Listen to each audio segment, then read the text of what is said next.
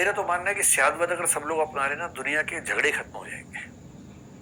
अगर आप समझ लें कि आपकी जानकारियां, आपका बिलीफ, आपका विश्वास, आपका दावा केवल सापेक्ष रूप में सच है।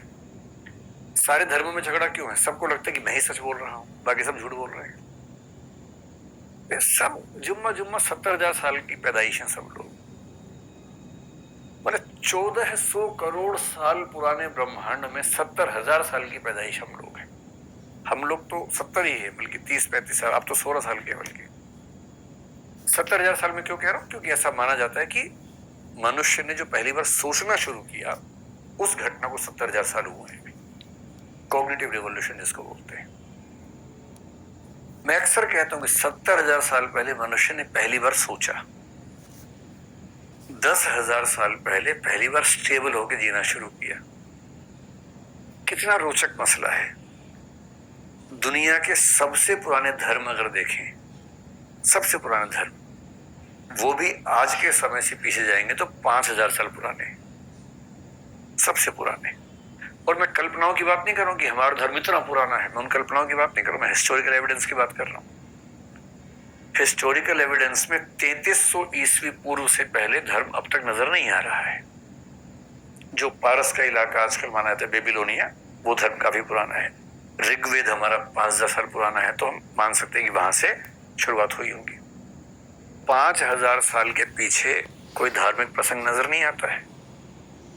10,000 साल पहले सेटलमेंट नजर नहीं आती है। 70,000 साल पहले चिंतन नजर नहीं आता है। और दावा ये 1400 करोड़ साल के इतिहास में 5,000 साल का धर्म, और दावा ये कि अंतिम सत्य मेरे पास है। और सब कुएं के मेंढक घूम रहे हैं इस दुनिया में। आखिरी गैलेक्सी कितनी दूर दिखी है किसी को पता भी नहीं। मतलब कितना कितना ब्रह्मांड का विस्तार है, अंदाजा तक नहीं है किसी को। इसलिए स्यादवाद हमें तमीज देता है कि मान ले कि हमारा ज्ञान सीमित है, सीमित हो सकता है, कम से कम ये तो माने।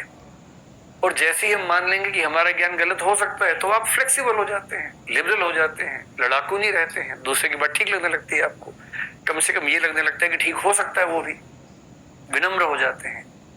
और झगड़ा करने के लिए सबसे पहली शर्त है कि दिमाग बंद होना चाहिए और अखड़ता होनी चाहिए। दो समझदार लोग झगड़ा कर ही नहीं सकते, क्योंकि जैसे ही आप उसका पर्सपेक्टिव समझ पाएंगे, वो आपका समझ लेगा, तो झगड़ा क्यों होगा? समझदार लोगों में झगड़े नहीं होते हैं। समझदार दिखने वाले बेवकूफों में हो सकते हैं कि पीएचडी किया है, इससे लगता समझदार होगा। पीएचडी से कोई समझदार नहीं होता है। कबीर दास ने कोई पीएचडी नहीं की थी, उतना समझदार आदमी पूरे इतिहास में नहीं मिलता हमें, अनपढ़ आदमी से कहते हैं।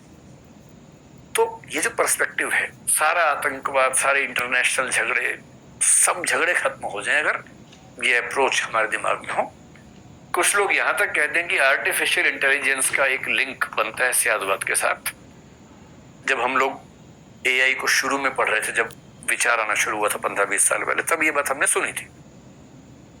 आपने एक शब्द सुना होगा, बाइनरी।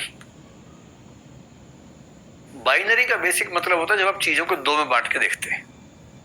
डाइकोटमी भी चलता है शब्द, ड्यूअलिस्टिक अप्रोच